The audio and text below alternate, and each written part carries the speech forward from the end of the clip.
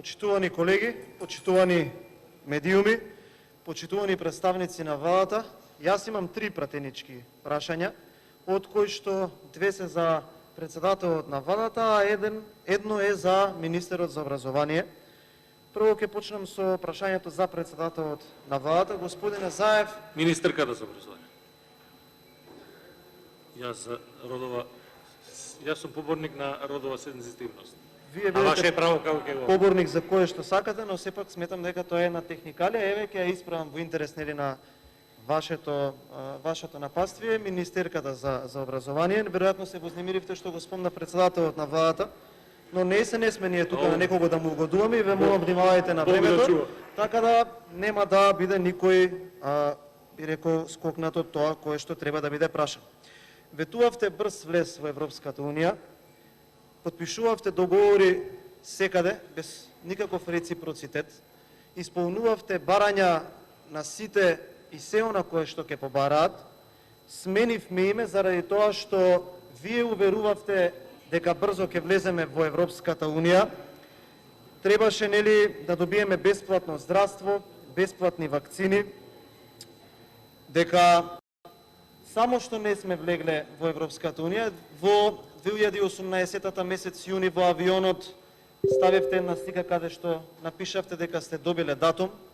Во јуни 2019 од оваа говорница на иста ваква седница кажавте дека џабе ни е на нас што да збориме дека сте добиле датум, а можевме да видиме во текот на изминативе денови дека не само што не сме добиле датум и не само што нема да добиеме датум заради тоа што добивме вето за договор кој што вие го потпишавте, и ако веќе се трнати пречките кои што некој ги оставил во наследство, вие креиравте непотребно една нова пречка која што со децении ќе ја држи Република Македонија во чекалната и која што направи дополнителен проблем заради тоа што правевте космодиск дипломатија на виткање на кичма секаде за други потреби, а не за потребите на македонскиот народ.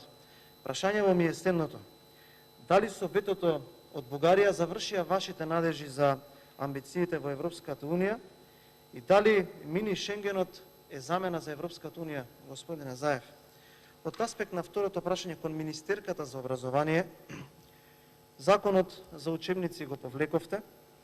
Не знаеме се уште колку би чинела дигитализацијата, колку надворешни советници ќе треба да бидат ангажирани, на каков начин ќе се реализира овој проект за имплементирање на концепцијата во образованието. 1 месец имаме до учебната година. Родителите немаат поима по кој концепт ќе почне учебната година, немаат поима дали ќе започне учебната година, ниту на кој начин ќе биде организиран. Прашањето ми е директно, сакам да ми одговорите, дали ќе се откажете од оваа реформа која што ниту еден реален контрибутор во сферата образование не ја од поздрави, освен оние ваши пријаници и платеници и од ваша партија и од оној невладен сектор кој што верувам дека ќе можеме да дискутираме од кога ќе дадете одговор на прашањето. Понатаму третото прашање кон председателот на владата ми е следново. Колегата Пецаков многу објасни за извештајот од State Department-от. Ние некое време веќе комуницираме со оној индекс на корупција од Transparency International, каде што земјава е рангирана на 111-тото место. Нешто кое што вие колку и да сакате преку ние ваши скапи платени PR машинерии и преку ние зголемени ставки во вашиот кабинет за одредени издатоци кои што се тотално несуштински, не можете да ги покриете. И се обидувате да ги покриете дека можеби ние продуцираме лажни вести и така натака, ама тоа не го кажува ВМРО ДПМН, колку и вие да сакате, тоа го кажува Transparency International. Понатаму, еве State Department-от излезе со извештај, не би сакал да ги повторно кажувам интегрално деталите кои што се вметнати во тој извештај, за да ги искомунициравте уште еднаш, ќе кажам, со колегата Пецаков, но таму кажавте една изјава која мора да ја повторам, а тоа дека нема корупција во првиот и во вториот ешалон, но криви се службениците, нели оној допир на граѓаните со државната управа преку шалтерите и преку слично, па би сакал директно да ве запрашам да ми одговорите кој ешалон беше Драги Рашковски, кој ешалон беше Александар Кирацовски, Лидија Димова, Боро Стојчев Малборо, Ден Дончев, Сенат Смаиловиќ или Фросина Ременски. Кој ешалон беше Катица Јанева, господине Заев?